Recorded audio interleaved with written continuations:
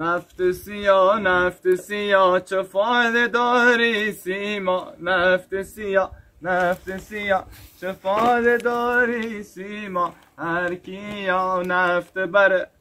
ای نفت تو ثروت ملی پیلی، تو خود چه کنی؟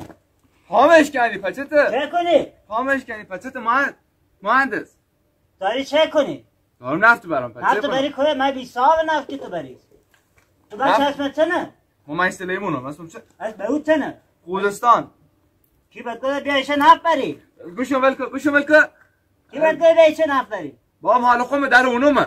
من هرچه درونت مال خوده. ها به ما کسی بگو. نه آقا مال تو نه. زیر زمین زی بیرون. آقا نفت ملیه. مال خودم نیرم یکم دست بسنینه برو بر.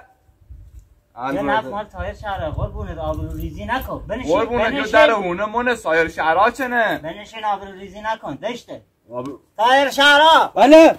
چه سامتون داری؟ سلام. علیک سلام. سلام. دست نکدو.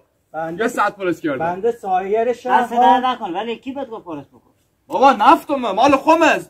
خوی برینه. این نفت مال سایر شهر. بله عزیزم بعد خرج شهرت بکن. از شهرمنده به وقت باش کمه دیگه خوب همون. بگو. چه کنی؟ ساکت آبرو ریزی نکن. آقا چه کنی؟ تو آبرو ریزی نکن من مردم. نفتمه خب.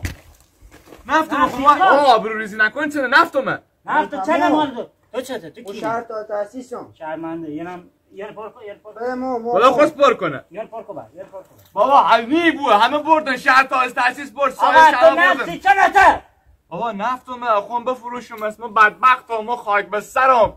هیچ چیز اسگیرم نویده. من این شهر محرومیم حداقل یه توک زمین ببرم بفروشم بزنم با یه دردیم. عزیزم اقتصادی که بر پایه نفت فایده نداره. بابا بقیه درام داره نبره. تو نبر. چی نبرم؟ من بقیه خسروندن من چه مرده دم خدانی من چه حداقل بلی یه توک دست ببرم. نه آقا برو کشاورزی بکن. نیم اونی برنی کوفنی زربانی بله با اما ما این برم. برو 20 لیتر بیار دفعه بعد ویدی حتما 20 لیتر بیار. چرا؟ هیچ نه رایگانن چه شهرات رایگان.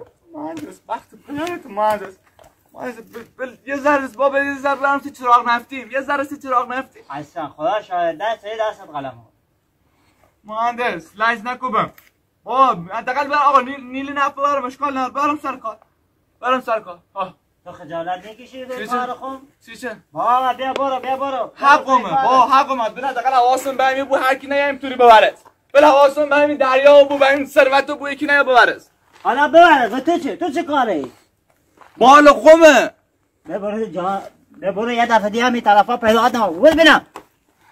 باش که 4 تا 20 لیتر داشت من پر بکردم 3 اصفهان تهران به بخت شهرمنده سنوی